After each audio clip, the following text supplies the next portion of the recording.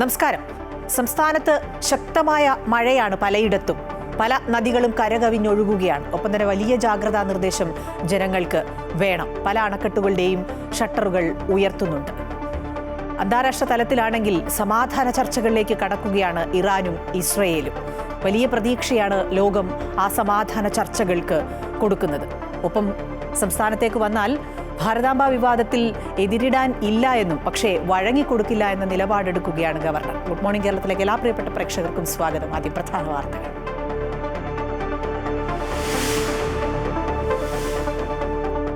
സംസ്ഥാനത്ത് പരക്കെ ശക്തമായ മഴ.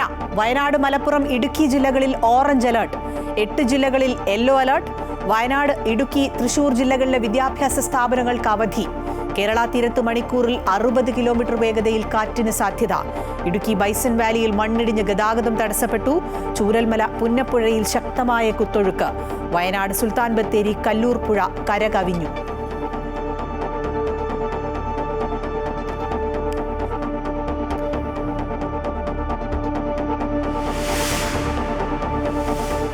ഭാരതാംബ വിവാദത്തിൽ സർക്കാർ ഗവർണർ പോര് രൂക്ഷം. പ്രതിഷേധം കടുപ്പിക്കാൻ KSUവും SFIയും. സർക്കാർ പരിപാടികളിൽ ഔദ്യോഗിക ചിഹ്നങ്ങൾ ഉപയോഗിക്കണമെന്നാവശ്യപ്പെട്ട് മുഖ്യമന്ത്രി ഗവർണർക്ക് കത്തു നൽകും. നിലപാടിൽ ഉറച്ച് ഗവർണർ അർലേക്കർ. വിവാദത്തിനിടെ ഗവർണറും മന്ത്രി P. പ്രസാദും കേരള കാർഷിക സർവകലാശാലയുടെ വേദി ഒരുമിച്ച് പങ്കിടും.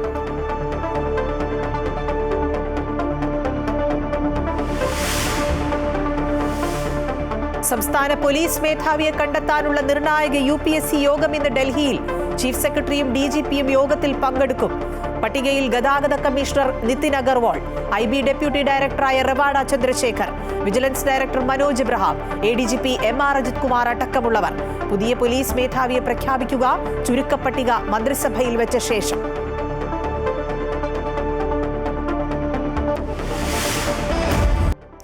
വിശദമായ റിപ്പോർട്ടുകളിലേക്ക് പോവുകയാണ്. തുടക്കത്തിൽ സൂചിപ്പിച്ചതുപോലെ തന്നെ സംസ്ഥാനത്ത് ശക്തമായ മഴയാണ് പലയിടത്തും. വയനാട്, മലപ്പുറം, ഇടുക്കി ജില്ലകളിൽ ഓറഞ്ച് അലർട്ട് പ്രഖ്യാപിച്ചിട്ടുണ്ട്. 8 ജില്ലകളിൽ യെല്ലോ അലർട്ടാണ്.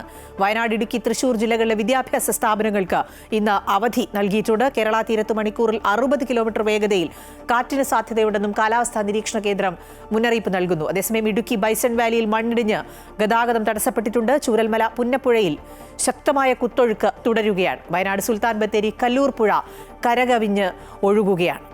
വാർത്തയുടെ വിശദാംശങ്ങളുമായി രാകേഷ് ചേരുന്നുണ്ട്. രാകേഷ്, സംസ്ഥാനത്ത് ശക്തമായ മഴ തുടരുന്ന ഒരു സാഹചര്യമാണ്, പ്രത്യേകിച്ച് വടക്കൻ ജില്ലകളിൽ. അതിൽ ഏറ്റവും ആശങ്ക ഉയർത്തുന്നത് ഈ വയനാട്ടിലെ ചൂരൽമലയിലെ പുന്നപ്പുഴയിലുള്ള കുത്തൊഴുക്ക്, ഒപ്പം തന്നെ ഈ സുൽത്താൻ ബത്തേരിയിലെ പുഴ കരകവിഞ്ഞൊഴുകുന്നതുമൊക്കെ. എത്രത്തോളം ജാഗ്രതയാണ് നൽകിയിട്ടുള്ളത്? ആവശ്യമായ നടപടികൾ ജില്ലാ ഭരണകൂടം സ്വീകരിച്ചിട്ടുണ്ടോ?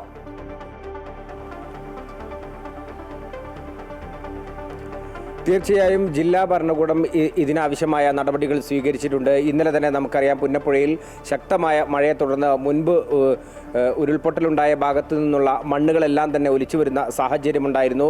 അതുകൊണ്ട് തന്നെ സമീപ പ്രദേശങ്ങളിലുള്ള ആളുകളൊക്കെ തന്നെ ക്യാമ്പുകളിലേക്ക് മാറ്റുകയും എന്തെങ്കിലും ഒരു അപകടകരമായ സാഹചര്യത്തിലേക്ക് കാര്യങ്ങൾ നീങ്ങുന്നുണ്ടോ എന്നുള്ളതും ജില്ലാ ഭരണകൂടം ഉറ്റുനോക്കുന്നുണ്ട്.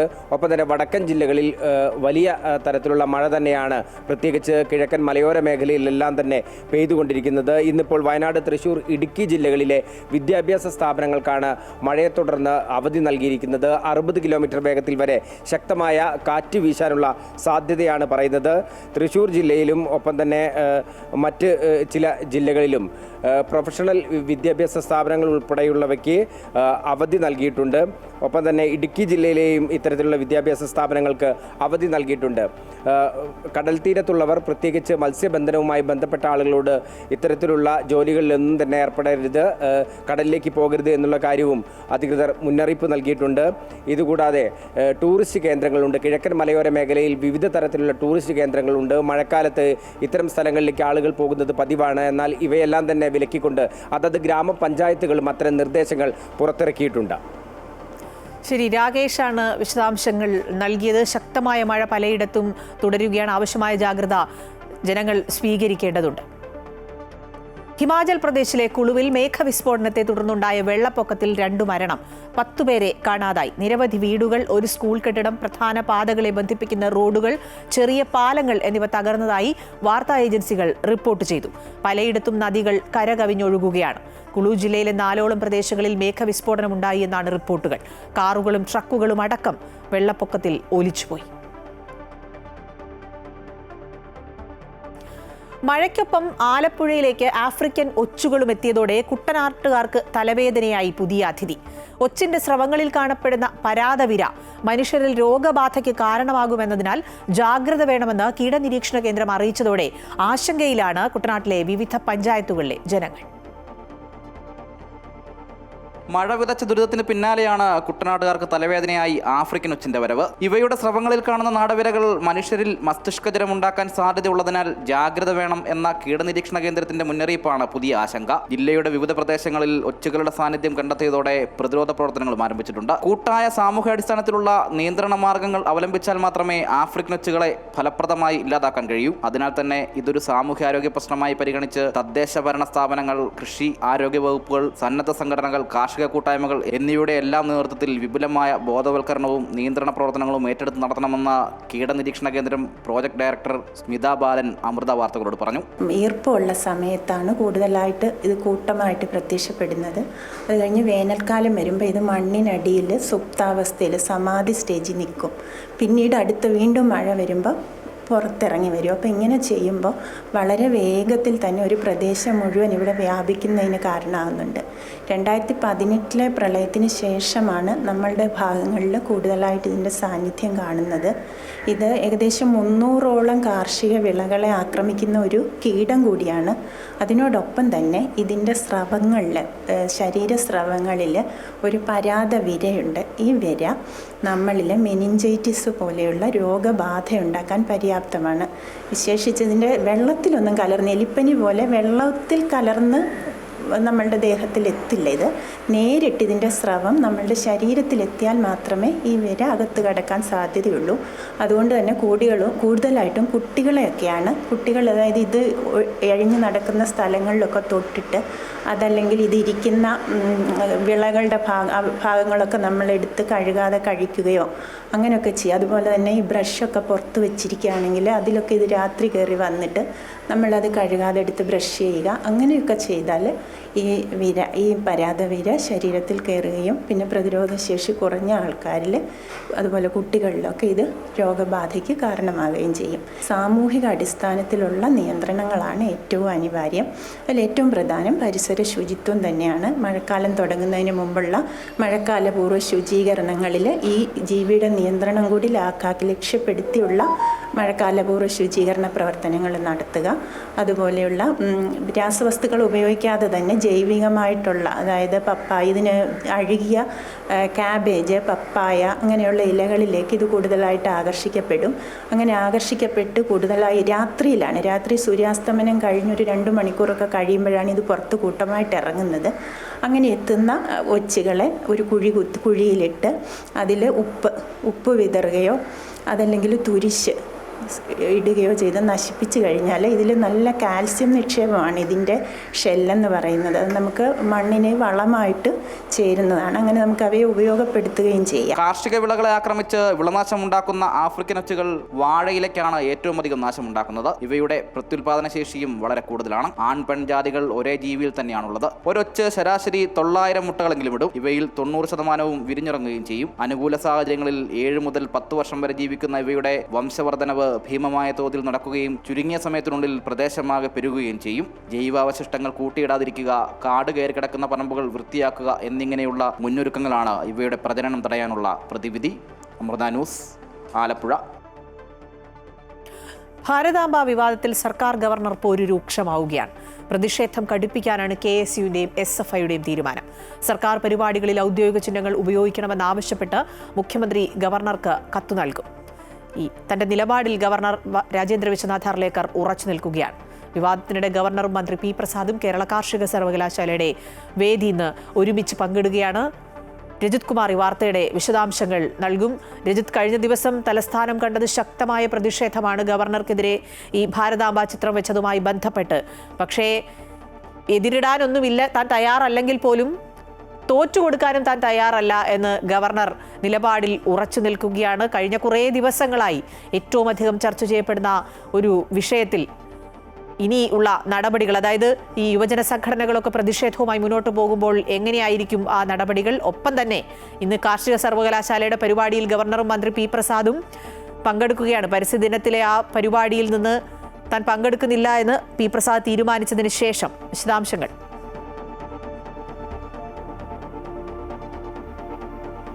ഗവർണർ സർക്കാർ പോര് നേരത്തെ മുതൽ തന്നെ തുടരുന്ന ഒരു സാഹചര്യമാണ് ഇപ്പോഴും ഉള്ളത്. അത് ഇപ്പോഴും നിലനിൽക്കുന്നു എന്ന് തന്നെയാണ്. ഏറ്റവും പ്രധാനപ്പെട്ട കാര്യം, മുഖ്യമന്ത്രി ഗവർണർക്ക് കത്ത് നൽകാൻ തീരുമാനിച്ചിരിക്കുന്നു. കഴിഞ്ഞ ദിവസത്തെ ക്യാബിനറ്റ് തീരുമാനപ്രകാരം തന്നെയാണ് ഈ കത്ത് നൽകാനുള്ള തീരുമാനമുണ്ടായിരിക്കുന്നത്.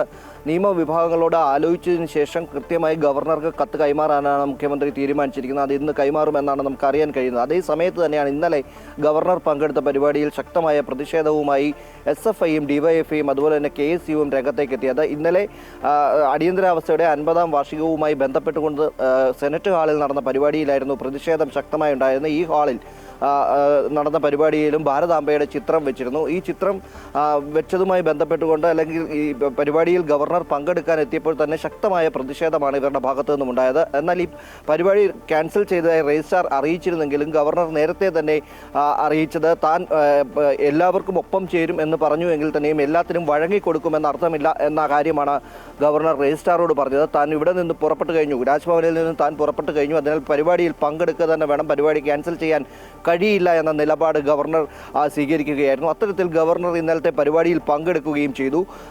ശക്തമായ പ്രതിഷേധങ്ങൾക്കിടയിലാണ് ഗവർണർ ഈ പരിപാടിയിൽ പങ്കെടുത്തത് എന്നാണ് പ്രധാനപ്പെട്ട കാര്യം. ഒപ്പം തന്നെ ഗവർണറുടെ സുരക്ഷയുമായി ബന്ധപ്പെട്ടുകൊണ്ട് ഇന്നലെ ഈ പ്രതിഷേധം ശക്തമായി നിൽക്കുന്ന സമയത്ത് തന്നെ പോലീസ് ഗവർണർക്ക് ശക്തമായ സുരക്ഷ ഒരുക്കുകയും ചെയ്തിരുന്നു. ഇതിൽ നിന്ന് വ്യക്തമാകുന്നത് ഗവർണർ ഈ നടപടിയുമായി എന്ത് തന്നെയായാലും പിന്നോട്ട് പോകുന്നില്ല എന്നത് തന്നെയാണ്. അദ്ദേഹം വ്യക്തമാക്കുന്നത് തൻ്റെ നിലപാടിൽ താൻ ഉറച്ചു നിൽക്കുന്നു എന്നത് തന്നെയാണ്. ഈ ഇന്നലെ നടന്ന പരിപാടിയിൽ പങ്കെടുത്തതിലൂടെ ശക്തമായ പ്രതിഷേധം നടക്കുമ്പോഴും ഗവർണർ പങ്കെടുത്ത പരിപാടിയിൽ നിന്ന് വ്യക്തമാകുന്നത്. അതേ സമയത്ത് തന്നെ സർക്കാർ ഈ നിലപാടുമായി, സർക്കാരിൻ്റെ നിലപാടുമായി മുന്നോട്ട് പോവുകയാണ്. ഇന്ന് ഗവർണർക്ക് കത്ത് നൽകുകയാണ്. മുഖ്യമന്ത്രി തന്നെ നേരിട്ട് കത്ത് നൽകുന്ന ഒരു സാഹചര്യമാണ് ഇന്നുണ്ടാകാൻ പോകുന്നത്. ഒപ്പം തന്നെയാണ് നേരത്തെ സൂചിപ്പിച്ചതുപോലെ കാർഷിക സർവകലാശാലയുടെ പരിപാടിയിൽ നേരത്തെ പി പ്രസാദ് രാജ്ഭവനിൽ നിന്നും ഇറങ്ങിപ്പോകുന്ന ഒരു സാഹചര്യം ഉണ്ടായിരുന്നു. അതിനുശേഷം ഇന്ന് പി പ്രസാദുമായി വേദി പങ്കിടുന്ന ഒരു പരിപാടി ഇന്ന് വീണ്ടും തൃശ്ശൂരിൽ നടക്കുകയാണ്. ആ പരിപാടിയിൽ എന്ത് നിലപാടായിരിക്കും അല്ലെങ്കിൽ ആ പരിപാടി എങ്ങനെയായിരിക്കും എന്നത് ഉറ്റുനോക്കുന്ന ഒരു സാഹചര്യമാണ്. എന്തായാലും രജിത്ത്, ഏതായാലും സർക്കാർ ഗവർണർ പോര് പുതിയ തലങ്ങളിലേക്ക് മാറുകയാണ്. എല്ലാവരുടെയും കണ്ണുകൾ ഇന്ന് തൃശ്ശൂരിലേക്കാണ്. കാർഷിക സർവകലാശാലയുടെ പരിപാടിയിൽ മന്ത്രി പി പ്രസാദും ഒപ്പം ഗവർണറും ഒരേ വേദി പങ്കിടാനൊരുങ്ങുകയാണ്. മാധ്യമങ്ങൾക്കടക്കം ഫോട്ടോഗ്രാഫി, വീഡിയോഗ്രാഫി ഒക്കെ അവിടെ നിരോധിച്ചിട്ടുണ്ട്. കഴിഞ്ഞ ദിവസം അത്തരത്തിലുള്ള വാർത്തകളും ഉണ്ടായിരുന്നു. മറ്റൊരു വാർത്തയിലേക്ക്. സംസ്ഥാന പോലീസ് മേധാവി സ്ഥാനത്തേക്കുള്ള പട്ടിക തയ്യാറാക്കാൻ UPSC യോഗം ഇന്ന് ഡൽഹിയിൽ നടക്കും. ചീഫ് സെക്രട്ടറിയും DGPയും യോഗത്തിൽ പങ്കെടുക്കും. ഉച്ചയ്ക്ക് 12 മണിക്കാണ് യോഗം. യോഗത്തിന് ശേഷം 3 പേരുടെ ചുരുക്കപ്പട്ടിക സംസ്ഥാന സർക്കാരിന് നൽകും. പട്ടിക മന്ത്രിസഭയിൽ വെച്ച ശേഷമാകും പുതിയ പോലീസ് മേധാവിയെ പ്രഖ്യാപിക്കുക. സംസ്ഥാനത്തെ മുതിർന്ന 6 IPS ഉദ്യോഗസ്ഥരുടെ പട്ടികയാണ് കേരളം സമർപ്പിച്ചിട്ടുള്ളത്. Road safety commissioner Nitin Agarwal, IB special director Ravada Chandrasekhar, fire force മേധാവി യോഗേഷ് ഗുപ്ത, വിജിലൻസ് മേധാവി മനോജ് എബ്രഹാം എന്നിവരാണ് DGP റാങ്കിലുള്ളവർ. SPG additional director Suresh Raj Purohit, battalion മേധാവി MR അജിത് കുമാർ എന്നിവരാണ് ADGP റാങ്കിലുള്ളവർ. MR അജിത് കുമാറിനെ പട്ടികയിൽ ഉൾപ്പെടുത്താനായി സർക്കാർ കേന്ദ്രത്തിൽ സമ്മർദ്ദം ചെലുത്തിയിരുന്നുവെങ്കിലും ഇതുവരെയും മറുപടി നൽകിയിട്ടില്ല. ഈ മാസം 30-നാണ് സംസ്ഥാന പോലീസ് മേധാവി ദർവേഷ് സാഹിബ് വിരമിക്കുന്നത്. നിലമ്പൂർ മുണ്ടേരിയിൽ കാട്ടാനയുടെ ആക്രമണത്തിൽ കൊല്ലപ്പെട്ട ബില്ലിയുടെ മൃതദേഹം ഇന്ന് ആശുപത്രിയിലേക്ക് മാറ്റും. ഇന്നലെ മൃതദേഹം കൊണ്ടുവരാൻ ശ്രമിച്ച ഫയർഫോഴ്സ് സംഘത്തിന്റെ ഡിങ്കി ബോട്ട് ചാലിയാറിൽ ഒഴുക്കിൽപ്പെട്ടിരുന്നു. തുടർന്ന് പുഴയ്ക്കക്കരെ കുടുങ്ങിയ സംഘത്തെ രാത്രി ഏറെ വൈകിയാണ് NDRF സംഘത്തിന് തിരിച്ചെത്തിക്കാൻ കഴിഞ്ഞത്. 2019 പ്രളയത്തിൽ പാലം തകർന്നതോടെ വാണിയമ്പുഴ ആദിവാസി മേഖല ഒറ്റപ്പെട്ടിരുന്നു. TK അരവിന്ദൻ ഈ വാർത്തയുടെ വിശദാംശങ്ങൾ നൽകും. അരവിന്ദൻ, കഴിഞ്ഞ ദിവസമാണ് ഈ കാട്ടാന ആക്രമണത്തിൽ ബില്ലി കൊല്ലപ്പെട്ടത്. പക്ഷേ മൃതദേഹം എത്തിക്കാൻ പോലും കഴിയാത്ത അത്ര ദയനീയ സാഹചര്യത്തിലൂടെയാണ് കടന്നു പോകുന്നത്. ഒപ്പം നടപടികൾ എന്തൊക്കെ? പ്രതിഷേധവുമായി ജനങ്ങൾ രംഗത്തെത്തിയിട്ടുണ്ടോ? വിവരങ്ങൾ. തീർച്ചയായും ജനങ്ങൾ വലിയ പ്രതിഷേധത്തിലാണ്. ഇന്നലെയാണ് ബില്ലി ആദിവാസി ഊരിനോട് ചേർന്ന് തന്നെയുള്ള സ്ഥലത്ത് വെച്ചിട്ട് കൊല്ലപ്പെട്ടത്. ബില്ലിയെ കാണാന് വീട്ടുകാർ പുറത്ത് തെരഞ്ഞു നോക്കിയപ്പോഴാണ് ബില്ലിയുടെ മൃതദേഹം കാട്ടാന ചവിട്ടിയ നിലയിൽ കണ്ടെത്തിയത്. എന്തായാലും പക്ഷേ ഇന്നലെ മൃതദേഹം പുറത്തേക്ക് എത്തിക്കാനായത്. കാരണം വാണിയമ്പുഴ എന്നുള്ള മേഖല കഴിഞ്ഞ 2019 ശേഷം ഏതാണ്ട് ഒറ്റപ്പെട്ട അവസ്ഥയിലാണ്. ഇവിടെ നിരവധി ആദിവാസി കുടുംബങ്ങൾ താമസിക്കുന്ന ഒരു പ്രദേശമാണ്. പക്ഷേ പാലം ഒലിച്ചു പോയതോടുകൂടി അവർക്ക് ചങ്ങാടം മാത്രമായിരുന്നു ആശയം. പക്ഷേ കഴിഞ്ഞ ദിവസം കനത്ത മഴ, ചാലിയാറിൽ കനത്ത ഒഴുക്കാണ് ഉണ്ടാക്കിയത്. ഇതുമൂലം പുറത്തെത്താനോ മറ്റുള്ള കാര്യങ്ങളോ ഇല്ലാത്ത സ്ഥിതിയിൽ അവർ ഒറ്റപ്പെട്ട അവസ്ഥയിലാണ്. ഈ അവസ്ഥയിലാണ് ഫയർഫോഴ്സ് സംഘം ഇവരെ രക്ഷിക്കാൻ കഴിഞ്ഞ ദിവസം പോയത്. പക്ഷേ അവർക്കും അവിടെ എത്താൻ കഴിഞ്ഞില്ല. അവർ ഒഴുക്കിൽപ്പെട്ടു. തുടർന്ന് NDRF സംഘം എത്തിയാണ് രാത്രി ഏറെ വൈകി ഇവരെ രക്ഷിച്ചത്. ഇനി എന്തായാലും അല്പസമയത്തിനകം മൃതദേഹം NDRF സംഘം ജില്ലാ ആശുപത്രിയിലേക്ക് എത്തിക്കും. ഇതിനിടെ നാട്ടുകാർ വലിയ പ്രതിഷേധവുമായി രംഗത്തെത്തിയിട്ടുണ്ട്. കാരണം അവരെ കുറെ കാലത്തെ ആവശ്യമായിരുന്നു പാലം എന്നുള്ളത്. ഇതും വന്യമൃഗങ്ങളുടെ ഏറെ ശല്യമുള്ള ഈ മേഖല, വാണിയമ്പുഴ മേഖല ഒറ്റപ്പെട്ടിരുന്ന അവസ്ഥയിൽ നിന്ന് മോചിപ്പിക്കണമെന്ന് അവർ നിരന്തരം ആവശ്യപ്പെടുന്നു. കാട്ടാനയുടെയും അതുപോലുള്ള വന്യമൃഗങ്ങളുടെയും ശല്യം നിരന്തരം ഉണ്ടാകുന്നു. ഇതിനെല്ലാം വലിയ പ്രതിഷേധം ഇവിടെ നടക്കുന്നുണ്ട്. എന്തായാലും മൃതദേഹം അല്പസമയത്തിനകം ജില്ലാ ആശുപത്രിയിലേക്ക് എത്തിക്കും. അതിലാ ശരി, TK അരവിന്ദനാണ് വാർത്തയുടെ വിശദാംശങ്ങൾ നൽകിയത്. പത്തനംതിട്ട തിരുവല്ല ചാത്തങ്കരിയിൽ CPM നിയന്ത്രണത്തിലുള്ള സഹകരണ സംഘം വീട് ജപ്തി ചെയ്തു. 5 സെന്റിൽ താഴെ വസ്തുവുള്ളവരുടെ ബാധ്യതയിൽ ജപ്തി ഉണ്ടാകരുതെന്ന മുഖ്യമന്ത്രിയുടെ നിർദ്ദേശം നിലനിൽക്കെയാണ് നടപടി. ഇതോടെ 2 കുട്ടികളടങ്ങുന്ന 4-അംഗ കുടുംബം വീടിനോട് ചേർന്ന് വലിച്ചുകെട്ടിയ ടാർപോളിൻ ഷീറ്റിന് കീഴിലാണ് അഭയം തേടിയത്. കഴിഞ്ഞ മാസം 22-നാണ് തിരുവല്ല അർബൻ സഹകരണ ബാങ്ക് ചാത്തങ്കരി സ്വദേശി KJ അനിയൻകുഞ്ഞിന്റെ 4.5 സെന്റ് ഭൂമിയും അതിലെ വീടും ജപ്തി ചെയ്തത്. വീട് അടച്ചുപൂട്ടി സീൽ ചെയ്തതോടെ അന്തി ഉറങ്ങാൻ കുടുംബത്തിന് മറ്റു വഴികളില്ലാതെയായി. ഇതോടെ കൂലിപ്പണിക്കാരനായ അനിയൻകുഞ്ഞും ഭാര്യയും മക്കളും വീടിനോട് ചേർന്ന് ടാർപോളിൻ വലിച്ചുകെട്ടി അതിനു കീഴിൽ അഭയം തേടി. നമുക്ക് 2018 വെള്ളപ്പൊക്കത്തെ തുടർന്ന് നമ്മുടെ ചെറിയ വീടായിരുന്നു. അത് ഏകദേശം നമുക്ക് വാസയോഗ്യമല്ലാത്ത രീതിയിലായി. അപ്പം നമ്മൾ പുതിയ വീട് പണിയിക്കാൻ വേണ്ടി നമ്മുടെ കയ്യിൽ നിന്ന് കുറച്ച് സ്വർണവും എല്ലാം കൂടി വീട് പൊളിച്ചു പണിയാൻ തുടങ്ങി. അതിനുശേഷം അത് തികയാതിന് ശേഷം നമ്മൾ അർബൻ ബാങ്കിൽ നിന്ന് 3 ലക്ഷം രൂപ ലോൺ എടുത്ത് നമ്മൾ വീട് പണയാൻ തുടങ്ങി. പക്ഷേ ഇതുവരെ പൂർത്തിയായിട്ടില്ല. ഇത് കഴിഞ്ഞതിന് ശേഷം നമുക്ക് കോവിഡ് വന്നു. അതിന് ശേഷം അച്ഛനും അമ്മയും 2 പേരും ഏകദേശം ഒരേ വർഷത്തിൻ്റെ ഇടയിലാണ് മരിക്കുന്നത്. പിന്നെ ഒരു മകളുടെ ചികിത്സയും കാര്യങ്ങളുമായിട്ട് തിരുവല്ല സ്വകാര്യ മെഡിക്കൽ കോളേജിലാണ് ചികിത്സ ഉണ്ടായിരുന്നത്. അപ്പോൾ ആ ചികിത്സയിൽ ഇരിക്കുന്ന സമയത്ത് നമുക്ക് അടവ് മുടങ്ങിയതിന് കാരണം വീണ്ടും പലിശ കൂടിക്കൊണ്ടേയിരുന്നു. അങ്ങനെ അവർ നമ്മൾക്ക് ജപ്തി നോട്ടീസ് അയച്ചു. ജപ്തി നോട്ടീസ് അയച്ചതിന് ശേഷം നമ്മൾ 65,000 രൂപയോളം നമ്മൾ കടമെടുത്ത് നമ്മൾ പലിശയ്ക്ക് എടുത്തുമൊക്കെ ആയിട്ട് വെളിയിൽ നിന്ന് ഡെയിലി ചിട്ടിയായിട്ട് എടുത്ത് നമ്മൾ അടച്ചു. ഇക്കഴിഞ്ഞ മഴക്കാലം അത്രയും ടാർപോളിൻ ഷീറ്റിന് കീഴിലാണ് ഇവർ അന്തി ഉറങ്ങിയത്. നിലവിൽ 3,23,000 ബാധ്യത. ഒറ്റത്തവണയായി തിരിച്ചടച്ചാൽ 2,67,000 രൂപയ്ക്ക് ബാധ്യത തീരുമെന്നാണ് തിരുവല്ല അർബൻ സഹകരണ ബാങ്ക് അധികൃതർ പറയുന്നത്. അമൃത ന്യൂസ്, പത്തനംതിട്ട. കാസർഗോഡ് നീലേശ്വരത്ത് യൂണിയൻ ബാങ്കിന്റെ ജപ്തി നടപടിയിൽ കുടുംബം പെരുവഴിയിലായിട്ട് 2 വർഷം. മുണ്ടേമാടിലെ പത്മനാഭൻ ദേവി ദമ്പതികളാണ് ദുരവസ്ഥ നേരിടുന്നത്. വീടിന് പുറത്ത് താൽക്കാലിക ഷെഡിൽ കഴിയുന്ന കുടുംബം ഉദാരമതികളുടെ സഹായം തേടുകയാണ്. യൂണിയൻ ബാങ്കിന്റെ ജപ്തി നടപടി നേരിട്ട കുടുംബം വീടിന് പുറത്തുള്ള താൽക്കാലിക ഷെഡിലാണ് താമസിച്ചു വരുന്നത്. എന്നാൽ കഴിഞ്ഞ ദിവസം ബാങ്ക് അധികൃതരെത്തി അസുഖബാധിതനായ പത്മനാഭനോടും ഭാര്യ ദേവിയോടും ഇവിടെ കിടക്കാൻ പാടില്ലെന്ന് കർശന നിർദ്ദേശം നൽകുകയുണ്ടായി. പോകാൻ മറ്റു വഴികളില്ലെന്ന് ദമ്പതികൾ പറയുന്നു. മകളുടെ വിവാഹാവശ്യത്തിനും വീടിന്റെ അറ്റകുറ്റപ്പണികൾക്കുമായി 2016-ലാണ് പള്ളിക്കര മുണ്ടേമാടിലെ കുടുംബം 16 ലക്ഷം രൂപ നീലേശ്വരത്തെ യൂണിയൻ ബാങ്കിൽ നിന്ന് വായ്പയെടുത്തത്. വായ്പാ തുകയിൽ 13 ലക്ഷത്തോളം രൂപ കുടുംബം തിരിച്ചടച്ചിരുന്നു. 20 സെന്റ് സ്ഥലവും വീടും ജപ്തിയായതിന്റെ കാര്യം കുടുംബം വിശദമാക്കി. കല്യാണത്തിന് വേണ്ടിയിട്ട് 2016 അവസാനം 16 ലക്ഷം എടുത്തതാണ്.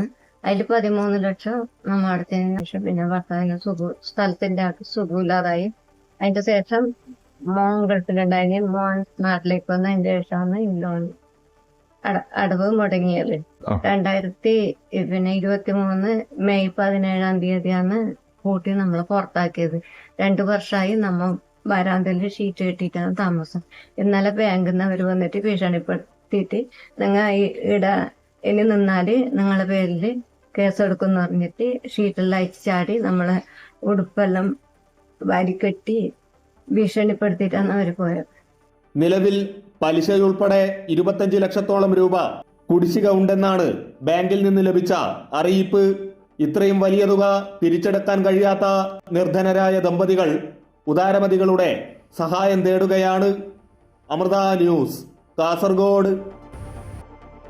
യുദ്ധം അവസാനിപ്പിച്ചതിനു പിന്നാലെ ഇറാൻ US ആണവ ചർച്ച അടുത്ത ആഴ്ച. ഇറാനുമായി ചർച്ച പുനരാരംഭിക്കുന്നതിൽ താൽപ്പര്യക്കുറവുണ്ടെന്ന് നേരത്തെ ഡൊണാൾഡ് ട്രംപ് വ്യക്തമാക്കിയിരുന്നു. എന്നാൽ ചർച്ചയുടെ അടിസ്ഥാനത്തിൽ കരാർ ഒപ്പിട്ടേക്കാമെന്നും അത് ഇപ്പോൾ അറിയില്ലെന്നുമാണ് ട്രംപിന്റെ നിലപാട്.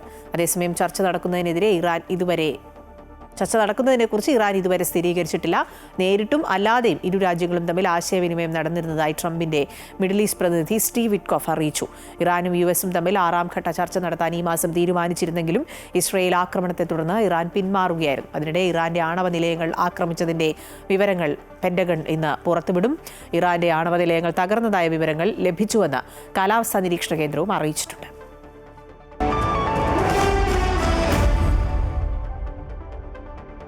വിപണിയുടെ വിലയിരുത്തലുമായി ജിയോജിത് ഫിനാൻഷ്യൽ സർവീസിലെ സീനിയർ ഇൻവെസ്റ്റ്മെന്റ് സ്ട്രാറ്റജിസ്റ്റും ജനറൽ മാനേജറുമായ കെ ദിലീപ് ചേരുകയാണ്.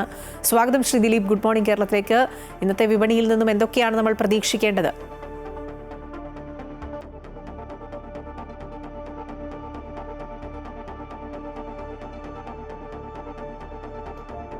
ദിലീപ്, ഇന്നത്തെ ഒരു വിപണിയിൽ നിന്ന് എന്തൊക്കെയാണ് പ്രതീക്ഷിക്കേണ്ടത്?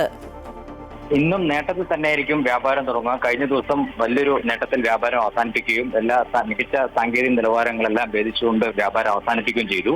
അതുകൊണ്ട് തന്നെ നിക്ഷേപ താല്പര്യം തുറന്നേക്കുമെന്ന് തന്നെയാണ് കരുതുന്നത്. നിലവിലെ സാഹചര്യത്തിൽ ആഗോള ഘടകങ്ങളെല്ലാം സ്ഥിരം തന്നെയാണ്. എന്നാൽ 2 ദിവസമായി വിദേശ നിക്ഷേപ സ്ഥാപനങ്ങൾ വിപണിയിൽ വിൽപ്പന തുടരുന്നുണ്ട്. എന്നാൽ അത് മറികടക്കുന്ന തരത്തിൽ ആഭ്യന്തര നിക്ഷേപ സ്ഥാപനങ്ങളുടെ ഭാഗത്തുനിന്നുള്ള അനുകൂലമായ നിലപാടും വിപണിയുടെ നീക്കത്തിൽ നിർണായകം തന്നെയാണ്. ഇനിയുള്ള ദിവസങ്ങളിൽ വിപണിയിൽ ഏറ്റക്കുറച്ചുകൾ പതിവാകാമെങ്കിൽ കൂടിയും ഈ ഒരു നിലവാരം 25,200 എന്ന മുൻനിര സൂചിക നിഫ്റ്റിയുടെ നിലവാരം വളരെ പ്രധാനം തന്നെയാണ്. ബാങ്കിങ് ആൻഡ് ഫിനാൻഷ്യൽ മേഖലയിലും IT മേഖലയിലും നിക്ഷേപ താല്പര്യം തുടരുകയാണെങ്കിൽ തീർച്ചയായും അത് വിപണി അടുത്ത നിലവാരത്തെ എത്തിക്കുന്നതും സഹായിക്കുകയും ചെയ്യും. എന്തായാലും നേട്ടത്തിൽ തന്നെയായിരിക്കും ഇന്നും വ്യാപാരം തുടങ്ങുക. ശരി, ദിലീപാണ് വിപണിയുടെ വിലയിരുത്തൽ നൽകിയത്. മലബാർ ഗോൾഡ് ആൻഡ് ഡയമണ്ട്സിന്റെ 400ാമത് ഷോറൂം നോയിഡ സെക്ടർ 18-ൽ ആരംഭിച്ചു. ഷോറൂമിന്റെ ഉദ്ഘാടനം Malabar group chairman MP Ahammed നിർവഹിച്ചു. നിലവിൽ 13 രാജ്യങ്ങളിലായി 63,000 കോടി രൂപയുടെ വിറ്റുവരവാണ് മലബാർ ഗോൾഡ് ആൻഡ് ഡയമണ്ട്സിനുള്ളത്. ഈ സാമ്പത്തിക വർഷത്തിൽ ന്യൂസിലൻഡ്, അയർലൻഡ് ഉൾപ്പെടെയുള്ള രാജ്യങ്ങളിലേക്ക് കൂടി ഷോറൂം തുറക്കുന്നതോടെ 15 രാജ്യങ്ങളിലായി വിറ്റുവരവ് 78,000 കോടി രൂപയായി വർദ്ധിപ്പിക്കുകയാണ് കമ്പനിയുടെ ലക്ഷ്യം.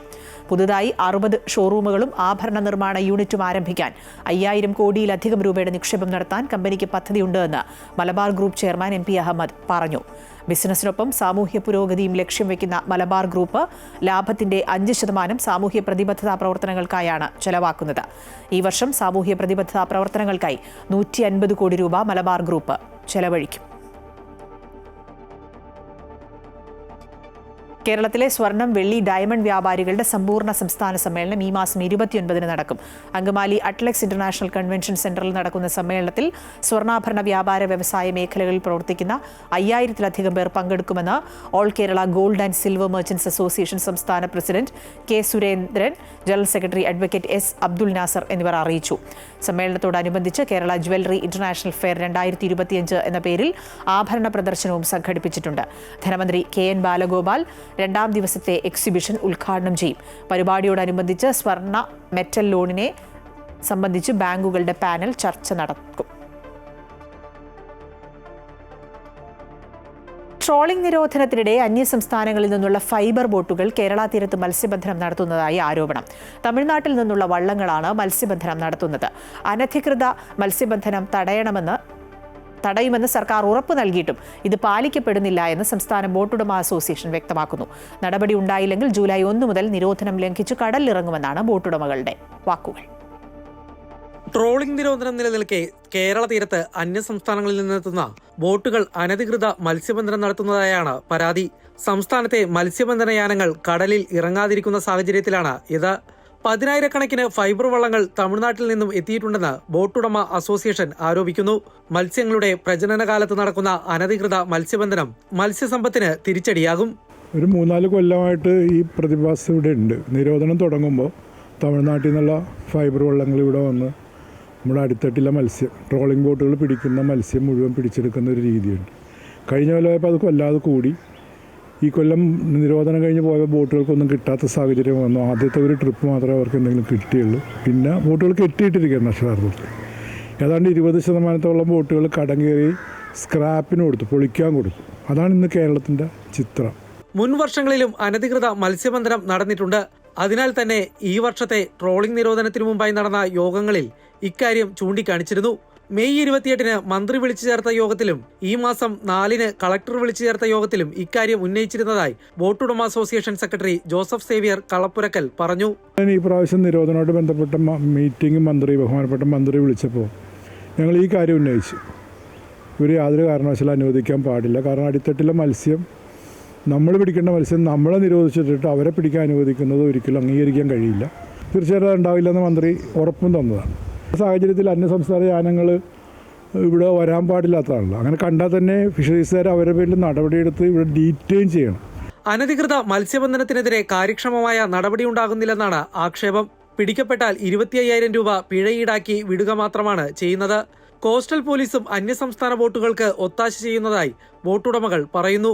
വിഷയത്തിൽ നടപടിയുണ്ടായില്ലെങ്കിൽ ജൂലൈ 1 മുതൽ നിരോധനം ലംഘിച്ച് കടലിലിറങ്ങാനാണ് ബോട്ടുടമകളുടെ തീരുമാനം. കിരൺകുമാർ, അമൃത ന്യൂസ്, കൊച്ചി. സംസ്ഥാനത്ത് വിതരണം ചെയ്ത +2 സർട്ടിഫിക്കറ്റുകളിൽ വ്യാപക പിഴവെന്ന് പരാതി. സംഭവത്തിൽ പ്രതിഷേധവുമായി വിദ്യാർത്ഥി സംഘടനകൾ രംഗത്ത്. എത്രയും പെട്ടെന്ന് പിഴവ് പരിഹരിക്കണമെന്നാവശ്യപ്പെട്ട് MSF കോഴിക്കോട് ജില്ലാ കമ്മിറ്റി ഹയർ സെക്കൻഡറി മേഖലാ ഡെപ്യൂട്ടി ഡയറക്ടർക്ക് നിവേദനം നൽകി. വിതരണം ചെയ്ത ഹയർ സെക്കൻഡറി വിദ്യാർത്ഥികളുടെ സർട്ടിഫിക്കറ്റുകളിൽ വ്യാപക പിഴവ് സംഭവിച്ചെന്നാണ് MSF ആരോപണം. ഓൺലൈനിൽ കണ്ട സർട്ടിഫിക്കറ്റുകളല്ല വിദ്യാർത്ഥികൾക്ക് വിതരണം ചെയ്തത്. സോഫ്റ്റ്വെയർ തകരാറെന്നാണ് അധികൃതർ വിശദീകരണം നൽകുന്നത്. ഏകദേശം 2,47,000 വരുന്ന സർട്ടിഫിക്കറ്റുകൾ വിദ്യാഭ്യാസ വകുപ്പ് വിതരണം ചെയ്തപ്പോൾ അതിൽ 30,000 വരുന്ന വിദ്യാർത്ഥികളുടെ സർട്ടിഫിക്കറ്റിൽ പിശക് സംഭവിച്ചിരിക്കുകയാണ്. ഈ സർട്ടിഫിക്കറ്റുമായി ഉന്നത വിദ്യാഭ്യാസത്തിന് മികച്ച മാർക്ക് വാങ്ങി പോകാൻ ആഗ്രഹിച്ച ഒരുപാട് സ്വപ്നം കണ്ട വിദ്യാർത്ഥികളുടെ സ്വപ്നങ്ങളെല്ലാം പൊലിയുന്നൊരു സാഹചര്യമാണുള്ളത്. നമ്മൾക്കറിയാം, ഉന്നത വിദ്യാഭ്യാസ സ്ഥാപനങ്ങളിലേക്ക് അഡ്മിഷൻ ക്ഷണിച്ചിരിക്കുകയാണ്. വിതരണം ചെയ്ത സർട്ടിഫിക്കറ്റുകളിലെ പിഴവുകൾ അടിയന്തരമായി പരിഹരിച്ച് ഉത്തരവാദികൾക്കെതിരെ നടപടി സ്വീകരിച്ചില്ലെങ്കിൽ അനിശ്ചിതകാല സമരത്തിന് നേതൃത്വം നൽകുമെന്ന് MSF ജില്ലാ ജനറൽ സെക്രട്ടറി സ്വാഹിബ് പറഞ്ഞു. RDDക്ക് പരാതി നൽകിയിട്ടുണ്ട്.